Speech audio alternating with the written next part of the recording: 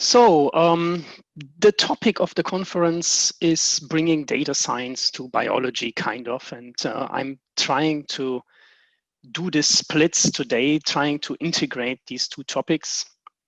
And the topic I picked for today is pre-microRNA prediction. And indeed, that is something I have been working on for quite a while. We will see a timeline later on.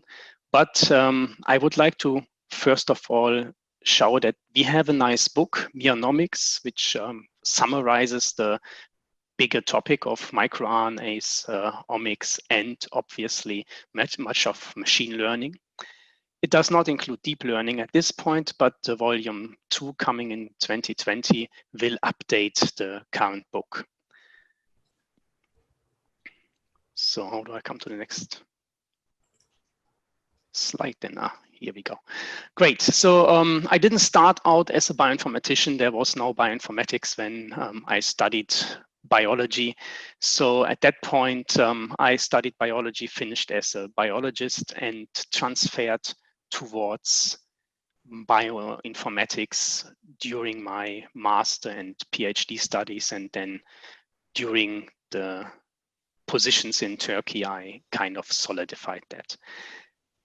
Today, it is regulation. MicroRNAs cause a lot of regulation. Here's a nice summary from a Nobel Prize talk some years ago. And we see here how microRNAs actually regulate within the cell. And I would like you to focus on the bottom right now, where we see that mRNA is transcribed from the genome. If within this nRNA, that is step 3, there are small structures that look something like a hairpin. This is the blue and orange structure, which is labeled pre-microRNA. That, if that is found, then there are enzymes that cut this from the mRNA that is, or from the RNA that is being produced. This is then transported into the cytosol, and there we see a name for another enzyme, here in this case dicer, which then incorporates a part of this structure, which then finally integrates into RISC and keeps one or the other of these strands, either orange or blue. And then this final RISC complex, which is then a me-RISC complex, loaded RISC complex, that is then finally attaching to mRNAs, which have this signature that we loaded into the RISC complex, and thereby then silences the protein production, meaning we will have either less protein production, or in some cases the mRNA is even cleaved. Thus, we will not have the mRNA anymore. So these are the two possible outcomes. We cleave the mRNA, or we reduce the amount of protein synthesis. Both will obviously lead to less protein, but slightly different ways.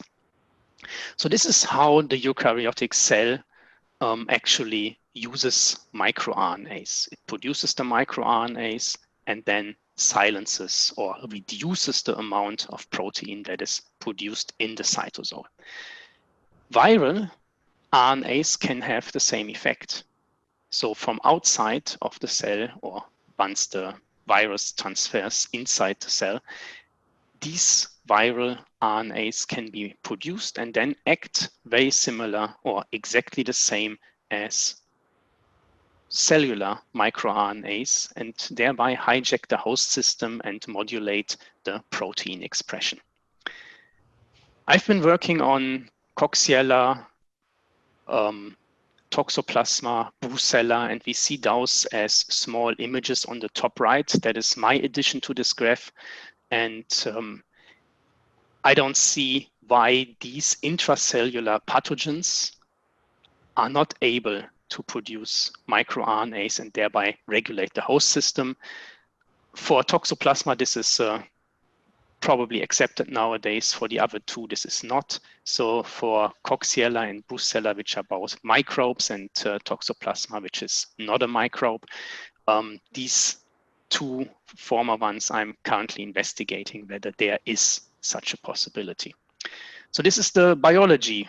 These are microRNAs. The microRNAs cause less protein, and virus or other pathogens can hijack the system and thereby cause disease, for example. On the other hand, not only can microbes cause disease, but a dysregulation of these microRNAs can also lead to disease. Here on the left, you see the new cover of our upcoming book, and we want to show with this cover that we see different microRNAs expressed in different tissues and thereby having different regulation impact on these different tissues. That is how this happens in larger eukaryotic bodies and large systems. We don't express the same microRNA in every tissue in the same amount, but they are, of course, distributed, and the signatures of different microRNAs that are expressed in certain tissues differs among tissues. This is one of the very important messages we learned. And one other thing is, as soon as these microRNAs are dysregulated in any of these tissues, it can lead to a host of diseases, including cancer, including also ALS, as we see on the right. Well, there we don't have a conclusive proof yet for the microRNA involvement, but these are microRNAs that we found have a big impact on the disease. What else is good about these microRNAs? They lend themselves to become drugs. And here we see something that I drew up for the regulation of toxoplasma. That's the half moon shade on the left, and the host. So there are many ways that microRNA decoys or microRNA mimics can be employed as drugs. On the other hand, there are many ways of how toxoplasma on the left can interact with the host via these microRNAs. So this is a very important thing to keep in mind. MicroRNAs are easily designed. They are very short. They are just 18 nucleotides to 24 nucleotides in length, very short RNAs. And even if we look at the pre-microRNAs, which we would typically design and then inject into the cells, those are only between 80, maybe 60 and 120, 140 nucleotides. So still something we can easily synthesize and then inject into a cell. Thereby, we have multiple ways to actually address even dysregulation and hopefully thereby then treat a disease. So we've been talking about RNAs. So let me put this into context. We typically have coding RNAs and non-coding RNAs. Coding RNAs generally mRNAs, messenger RNAs, and these messenger RNAs will then be translated into protein. For that, we need non-coding RNAs, for instance, translational RNAs like tRNAs and rRNAs, which ribosomal RNAs and transfer RNAs, those two we need, of course, to produce protein. Now we have another branch here on the right side, non-translational RNAs. And there we have regulatory RNAs involved, like small interfering RNAs and microRNAs. That's our topic. So the microRNAs, as I showed earlier, they are directly attached to or attacking or coupled with mRNAs. So a particular microRNA can downregulate a particular set of mRNAs. And a mRNA can be regulated by a particular set of miRNAs. That depends on the signature and on the counter signature of that microRNA within the 3' UTR of the mRNA. There has been evidence that microRNAs can be relocated back into the nucleus and then directly regulate RNA. I made this a little bit faint arrow because that is not that well supported yet. At this point, I'd like to point out that we have genomes, we sequence genomes. That's a big part of biology today, but the genome does not equate to the genetic program. It is just a parts list. That's the orange part of the pyramid on the right. And this is something that I like to point out at this point. But when we look at the parts, and the parts are, for instance, genes, and here we look at the combined regulation, and the combined regulation includes transcription factors, which lead to the transcription of the gene, and in the middle part, transcripts also microRNAs. In this case, we show a pre-microRNA on the right, which then affects translation. So we have a regulation that is first transcription factor and a gene is being transcribed. And then during the transcription and translation process, so after the transcription process, we have another step of possible regulation, and that is here the regulation via microRNAs, which could potentially regulate transcription factors, which then again could even modulate the expression of the same gene that the microRNA comes from. So we have here closed loops that are possible. To have a closer look at how there is now direct genetic program encoded in the genome, you could have a look at this nice paper by Nobel 2012, and that is about the biological relativity. Here we see how intricately intertwined all of these regulation processes are, and today the microRNA is the one that we would like to focus on. MicroRNAs, many of them are known. Many of them have been found by different methods, molecular methods, prediction, etc. mirbase is one of the databases, or is the database which names all the microRNAs and contains all those microRNAs. There are additional microRNA or target databases like mirbase, tarbase, and others. And we integrated these databases to have a better overview. So that's just something on the side. The important thing is we need data in order to understand what is going on, how microRNAs are composed, how they work. And for that, we integrated a database out of these three databases. So where do those microRNAs actually come from? Well, on the left side, we see a way of computational prediction. So we could fold the genome or the mRNA that is being produced from the genome and find these little structures, these little hairpin structures. They are pointing up and down from the genome here. We could extract them, and then we could filter them in some way. And then we come up with potential pre-microRNAs that might have a meaning in the regulation context. On the other hand, we could actually do experiments and pull down the risk complex, extract the loaded mRNAs, mature microRNAs in there, and then find where in the genome they came from and find the hairpins that surround these mature microRNAs.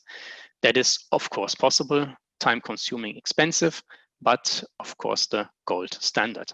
On the right side, we see how this can be done by RNA sequencing. So we could. Okay, great. So where was I? We have following the mapping, we have a number of map stacks that we see there. And on the left, we see a large stack, and right adjacent to it, a smaller stack. On the far right, we see a larger stack, 4 only, and on the left of it, 2. In the middle, we see a single stack. So if we would assume there would be hairpins, then we need 2 stacks. And we see that on the left and on the right. And underneath I drew a sort of opened hairpin to both of them. So these could be acceptable microRNAs. However, if we look at normal digestion of RNAs in the cell, all of these normally digested parts, cell trash, let's say, would also enter this sequencing process. So we have to be very careful when analyzing this kind of data. On the previous slide, I showed how prediction could be done from the genome. And the computational microRNA detection from the genome is not an easy task. Even if you look at a very small organism, in this case, Toxoplasma gondii, which has, I don't know, 40 million nucleotides perhaps, then we already find 5 million potential hairpins in there. So small structures, small RNAs tend to fold into a hairpin structure. That is a very normal process. And therefore, we find millions of potential hairpins. Now, from these, we need to find the interesting ones, the ones that are potentially functional, the ones that the organism will really express and use. And there are two approaches that we use to, that is homology-based prediction methods and ab initio-based prediction methods. Homology-based prediction methods we can all relate to as biologists and perhaps as bioinformaticians, medical informaticians. We are just finding sequences that are similar. Ab initio-based methods is what is part of this confluence, right? Machine learning, deep learning, these are the things that we can apply without having a sequence in the background, or without having one sequence in the background, perhaps having a larger set of sequences that were used for training. So the current focus in the field is on pre-microRNA prediction, detection, and this is still unsolved completely. And if you are interested in some of the tools that are there, some colleagues made a website. These tools from years is quite up to date. So here about the process of extracting the microRNAs. If we look at the genome. So first of all, we take the genome. That's the top row that we see here. There are some dots indicating that this continues further, obviously. So unfortunately, if we would want to predict the RNA secondary structure, which we need to know whether it's a hairpin or not, we cannot do that for the whole genome. That would take undue processing sources that we would need. So we typically cut it into 500 nucleotides pieces, and microRNAs, the pre-microRNAs that we're looking for, are much smaller than these 500 nucleotides. And we still allow an overlap of 250 nucleotides among fragments so that a microRNA can easily fit even into this overlap. Then we use RNA fold, for instance. There are other tools that can do the folding to predict the fold. And we see that on the right. For instance, if we go down with the temperature for a particular sequence, then we get a hairpin as seen in panel A. If we increase the temperature a little bit, we get a less fully structure in the B, and if we increase the temperature even more, we get no folding at all. So typically we would fold at, for instance, 37 degrees if we would look at human microRNAs.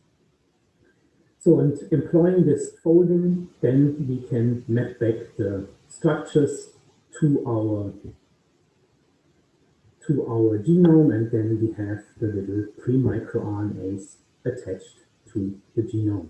This is just a depiction that doesn't in reality look like it. In order to find out whether Joshua would be able to cut that, we simulate that, and we have then a pool of pre-microRNA candidates. We cleave off the top, the loop structure, and we have a pool of microRNA candidates. And then we would have to do the risk strand selection on the far right, And there we have then single-stranded mature microRNAs that are potentially in the RISC complex. There's one complication in this step because typically the pool of microRNA candidates has longer sequences than we would incorporate into the RISC strand selection process. So there are not just one candidate, but multiple candidates per microRNA that we have in the pool. So we have multiple mature possibilities for each of these microRNAs. That further increases the amount of microRNAs that we can have. So coming back to the pre-microRNAs, if we would want to learn something from these pre-microRNAs, if we would want to distinguish between true microRNAs that are used in the genetic process from those hairpins that are not used but look similar to those microRNAs, we have to find some kind of points that differentiate between these two. And if we look at a structure here, this is the mid part is the structure that was predicted by RNA fold, then we can arbitrarily, not arbitrarily, then we can make informed choices and choose what are potential parameters that describe this hairpin. Here, for instance, hairpins have a terminal loop. Not only do they have a terminal loop, but there's the size of the terminal loop, which might be important. And perhaps even the ratio of the size of the terminal loop to the length of the stem might be important. So the stem, in the middle, there is a dotted arrow which shows the complete stem. That's the box. That is the stem of our stem loop structure, and the terminal loop on the left in this case. So we have dicer and dorsal cleaving sites approximately, obviously, because we don't know exactly and they cut differently according to different rules. So there are other structures like bulges that might help us differentiate between those pre-microRNAs that might be functional and those pre-microRNAs that might not. Obviously, the binding, even the GU wobbles, and so on, can contribute to this process. So we integrated that, and there are lots of different features that we can create. And if we integrated all of those features, and there are currently like 700, 800 features that we can generate from these. On the right, 300 something features that we analyzed. And it really has a big impact of whether we start with some features or whether we start with some other features when we do the machine learning. And we incorporate more and more features until a certain cutoff. And here on the right, we see that it is best if we would use 100 features. And that's already quite a lot of features, and many studies did not use that amount of features. And this is just a short description. Because if we look at many of these features, we see that they are correlated. I cannot show all the features and their correlation in this graph, but just these few features that you see here, you see there's a strong correlation between them. Somehow the 0 and 1 are inverted, so blue means 1 correlation, so they're completely correlated, and yellow means 0 correlation, so they're not correlated. We see large parts that are dark blue, and that means that there are very strong correlations among those features that we see. And this needs to be obviously improved, because it would not make sense to use lots of correlated features and then predict the microRNA. We should use features that are distinct. Apart from that, as soon as we come up with a feature set that makes sense, we still have to do some machine learning in order to understand whether the microRNA or the candidate microRNA would actually fit to the microRNAs which we find in the host or in the virus, for instance. So machine learning approach, that's a classical machine learning approach, we first have examples. We need positive data, we need negative data. There are approaches which need only one type of data that we ignore at this point. We then have to do sampling, because if we have too much positive data and too little negative data, we're not doing something right. If we have too much negative data, as is the case for us, then again, we have a problem when we do the training and testing of our machine learning tools. Therefore, we have to do some sampling, which guarantees that we have the same amount of positive data and negative data. And we do that not only once, but we do that many times. In a previous assessment of all tools that are currently available for pre-microRNA detection, we did a 1,000-fold cross-validation to have a better understanding of how that works among all of these tools that we look at.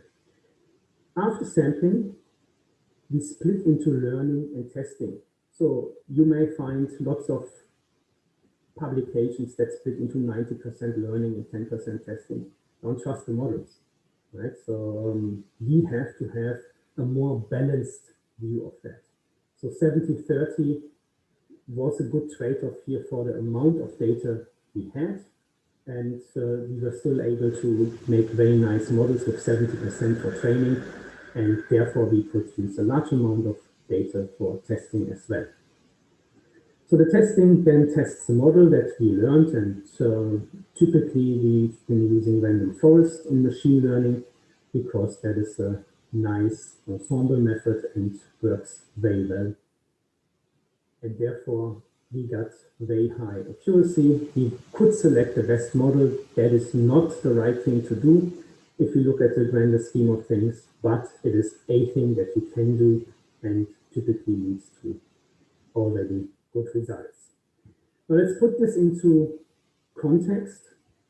In 2008, I started with a student to actually collect features. We continuously collected features till 2017, implemented them, did different classification tasks and trained different classifiers. We improved our prediction accuracy along the way. And in 2017, we did the comparison of all the tools that have been published until then and our own approaches, and we came up with pretty good results. The biggest problem is, as we will see later, that these features are very, very time consuming in the computational calculation, and therefore we cannot employ these tools that we detected, that we compared on the genome scale. So other approaches are of course possible, and in 2018 Jorge and colleague and I, we started doing deep learning and applied that to microRNA prediction, or in this case, separation into feasible hairpins and hairpins that are probably not microRNA. And that's something we should have a quick look at. So we had a look at machine learning, and there were previous talks about machine learning that very well delineated between machine learning and deep learning. One important thing for us, for this particular study, is that in machine learning, we need handcrafted features. We saw those features, for instance, the size of the loop, for instance, the length of the stem, and so on, the loops, the internal bulges, etc. Then we need to calculate those features. I'm on the left branch right now. We do the training and testing with cross-validation, we do the model creation, and then we have perhaps the possibility of biological interpretation. That depends on which classification algorithm we use. Of course, if we use random forest, it becomes a bit harder. If we would use decision tree, it becomes very clear what led to the biological, what led to the interpretation of whether it's a hairpin or not. If we look at deep learning, then we are not concerned with handcrafted features anymore. We are hoping that the deep learning, the neural network, will detect automatically some interesting features. That leads to a more direct encoding. So I will explain how we encoded our particular, how we encoded it in a little bit. We then have again the training and testing step, but we typically do less cross-validation in deep learning. We can then here in this case, we can have a model that is created from a raw set of data, a larger set of data, which we can then fine tune. This is something that has been done by Google and others to have the identification of cats and what was it, Tom and Jerry in one of the previous talks. So these pictures have already been put into the model, and then we can fine tune it to our particular task. One of the things that my biological colleagues always point out is, hey, we have a black box here, and we don't know why a particular hairpin is judged to be a microRNA and another one is not judged to be a microRNA. So they don't like, or in medicine, we don't like these black box approaches. But is it a black box? We will see. So here's our approach. We start with a sequence. Particularly here we have in A, the sequence that we started. We don't show the whole sequence. We do the folding, and then we have our hairpin encoding algorithm, and we come up with an image. And then we can train the model and use it for prediction and perhaps to understand why something is a hairpin or not. Here's our encoding algorithm. On the top, you see a small hairpin that was either extracted from a genome, as I showed earlier, or is a real hairpin that we know from biological or from lab experiments. Below that, in the second row, are parentheses and dots. Parentheses and opening parentheses and the closing parentheses. If you look adjacent to the red sequence, you see a black one on the left and the green one on the right. These form a bond. So the C on the left of the red sequence and the G on the right of the red sequence would form a bond. And then from there we go to the sides, and again, the A and the U totally on the left and on the right side, respectively, they would again form a bond. So we have a structure, and we have a summary of the secondary structure in these parentheses and dot notation. So now if we align those two sequences, the black one and the green one, and we keep the red one incorporated into both of them, then we come to this second structure that we see in the middle, that's B. And here we have the red structure twice, so they are completely unaligned because they don't form any bonds. And then we have the other parts of these sequences, and they are all forming some bonds, some stronger ones, some less strong ones. So the colon, the GU, indicates a wobble. The dot means there is a nucleotide, and the dash means there is a nucleotide on the other side, but there is no pairing nucleotide on this side. And the pipe character means that there is a strong typical bond, G, C, and AU. And then we transform this alignment into this image that we see in the last part. And on the left, you see how the algorithm transforms this loop structure into something that actually resembles a loop. So as soon as we don't have bonds, we increase the amount of pixels that we add to that part of the structure. And the more bonds are consecutive that have now bonding, then we increase the structure even more, until we come to a point where it decreases again because there are not many left that would need more structure, less bonding. Therefore, we have a this structure on the left, which first increases and then decreases again. And we can find that within the structure as well. We see that, for instance, when we look at the thing labeled mismatch, it increases and then decreases again. So now, if we have the possibility to encode our sequence on the top into an image on the bottom, we could use the typically employed deep learning networks like VGG and then apply this to that. However, problem is our hairpins look nothing like the images that were used to train those networks, and therefore we cannot directly use it. So just a few things about the hairpin encoding. On the left, we see how it relates to the alignment, and on the right, we see how it would relate to a structure. So the loop typically becomes a loop in our image as well, and if we have certain bulges, we then have the bulges in our structure or image as well.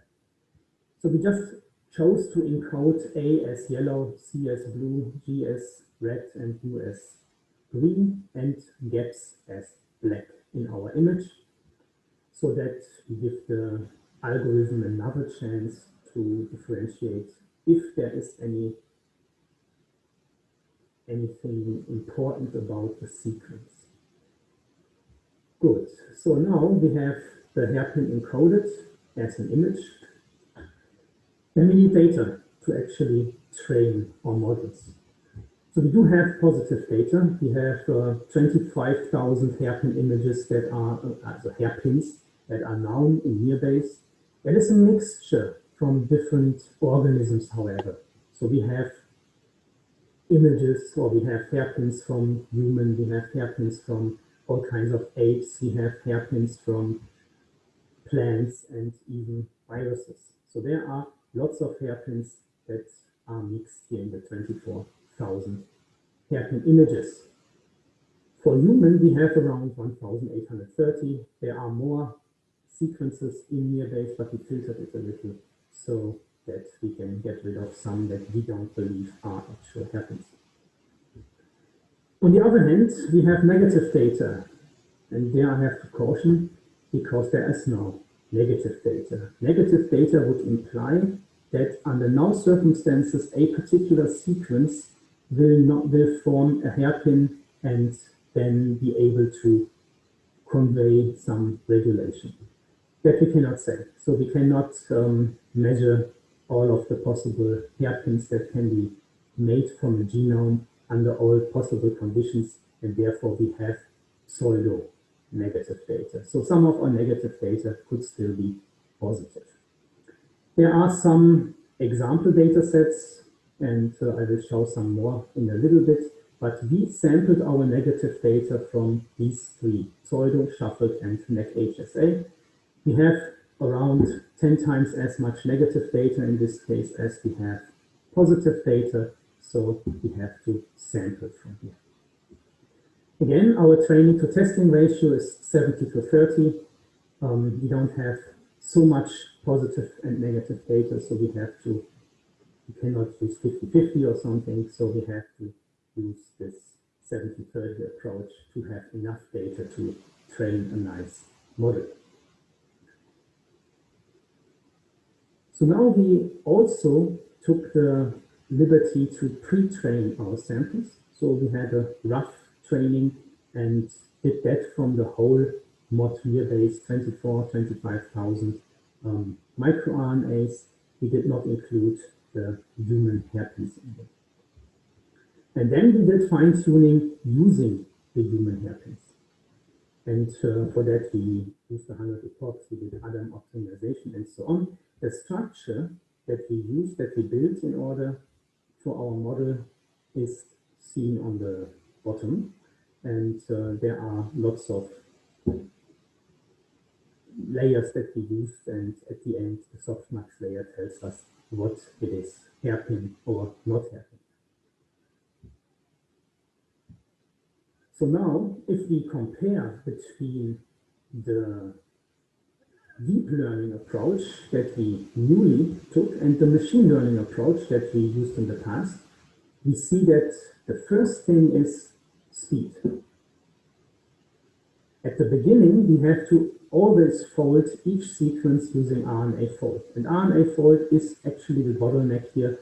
RNA fold takes 30 to 300 milliseconds depending on the size of the sequence. If we give very, very long sequences, it can be hours, can be days, but if we typically stay along 1,000 nucleotides, we can do it in decent amount of time. The image drawing that you saw takes less than a millisecond. So overall, if we encode 1,000 sequences, we are coming out at around 10 seconds for the encoding, and this is for deep learning. If we look at the same 1,000 sequences in machine learning, then we have a different bottleneck because we have to calculate all the features. And some features are easy to calculate, they are quick, and some features take a lot of time. And particularly the features that involve RNA fold in a probabilistic approach where we have to use RNA fold 1,000 times for these features, they are really creating a large amount of time that is used for the calculation. So if we look at the same 1,000 sequences, we come out around 6 hours for 1,000 sequences. And this compares, and we see that it's at least 2,000 times faster to do the encoding for a deep learning method than compared to the encoding for the machine learning. And thereby, we're actually able to encode all of the millions, 100 million possible microRNAs for a eukaryotic genome. That's a small eukaryotic genome like human. There are much larger eukaryotic genomes when we look at the plant kingdom, for instance. Obviously, we would like to compare also the performance. And if we look at our paper where we already, that's 2017 paper, where we already compared all approaches that were available at that time to all of the possible data sets that were published at that time, then we have a basis that we should use to compare also our new deep learning approach to. So in this case, we have negative data sets and we have positive data sets, so we can make a can calculate a true positive rate and true negative rate. And if we look, for instance, at how good our fine-tuned CNN compares to, for instance, the ensemble method we called average GT in the previous paper, then we see for NEC-HSA it is quite a bit better. We see some other data sets where it is worse, but overall we see that the fine-tuned CNN works better than the average GT method. Now we have a few data sets, and ZOU, for instance, ZOU, for instance, where the fine-tuned CNN performs comparably less good. But here we would just inverse the decision and we come out with something like 66%, which is still very good. Yeah, and we are not that sure of the ZOU and the Chen data sets because all algorithms that we use perform quite bad on these two data sets. So there might be something in those data sets which might explain that situation. If we look at different types of data, now the different filterings of the same data, let's have a look at HSA, for instance, that's Homo sapiens, that's human. We see for the fine-tuned CNN 96 as a positive prediction rate. And if we look at HSA plus, we see 99. This is merely a subset of the HSA which was filtered by the amount of data that supports the particular pre-microRNA experimental detection. So if you have more data, experimental data that supports the call of the human candidate to be a microRNA, then we get 99% prediction, positive prediction rate. And if we do that for all of the data, we get 96, which is less, which explains that if we have better data, HSA plus, we get better results. The same is true for MMMU, that's mus musculus, mouse, and MMU star, which again, we have some filtered data. And if you look at the chicken, PGA, and Drosophila, fruit fly, DRE, plus, these are again filtered data sets, and there we see again that we have best results possible. So overall, the model that we created, the fine-tuned CNN, the base CNN, if you're looking at the lower graph now, we see that even if we accept more false positives, we still stay at a very high true positive rate. So this graph shows us that over the whole range, we are performing a very good prediction. So therefore, we thought maybe we could apply this to a larger amount of data, and not only for human, but maybe for all kinds of species. So we separated all of these species that are available in nearbase, and I list them as the 3-letter acronyms on the bottom. And then we did the prediction with the fine-tuned CNN, and then the previous models, the average DT and the consensus DT. DT stands for decision tree. So average decision tree means we took about 20 different prediction approaches and then averaged the result, and then used that as our prediction. Or consensus means we used the one that was most often predicted. And our fine-tuned CNN is the deep learned methodology. So now we have these 3 models, and we have a set of species, and then we apply the learning, we apply the data to our model, and we let it predict whether it's a microRNA or not. Interestingly, if we look at the x-axis, we see HSA, Homo sapiens, at the 7th position. This is not the best position, but we used here again the data that was not filtered. So if we would use HSA plus, it would turn up on the left side. At the same time, we see plants and other animals and insects being in this list, and they're having a very high performance, a very high true positive rate. So it's mostly above 0.9. So this is a very good result. And if we go further to the right, we see more or less the examples that have less data. So on the left, we have more data. On the right, we have less data. That's just a general trend. That's not perfect separation, but a general trend. So what we see is that even though we fine-tuned our model to use Homo sapiens data, it works well for plants, for chicken, for C. elegans even, that's the CEL in the middle. For all of these different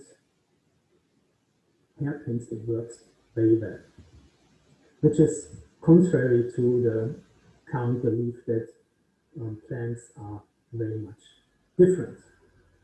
So now the most important thing that the medical sciences and the biologists would tell us is, yeah, okay, you have a black box.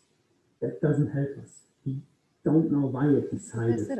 Okay, so this is the thing that we have to convince our peers that yes, we understand why this prediction was made.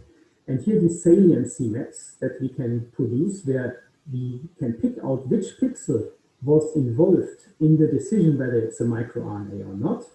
This is something that can help us in this case.